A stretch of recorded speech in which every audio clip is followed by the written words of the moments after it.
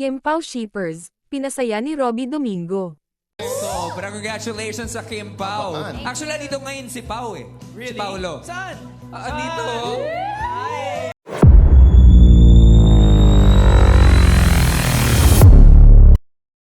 Kilig ang hinatid ni Robby Domingo sa mga nagsiship kina Paulo Avellino at Kim Chu.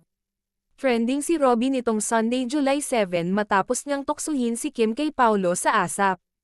Tinanong ni Robby si Kim kung anong masasabi nito sa memorable year niya ngayong 2024.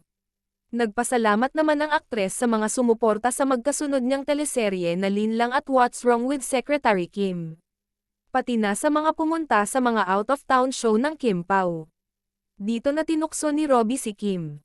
Hirit niya. Actually andito ngayon si Pao eh. Si Paulo. May nagtanong kay Robby ng saan. Sabay turo naman ni Robby kay Kim, andito oh.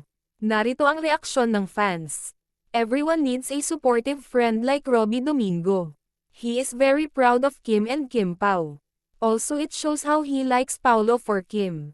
Si Robby na mapang-asar kay Kim Cho ha. Hindi to tutuksuhin kay Pao if connected pa yon sa isa.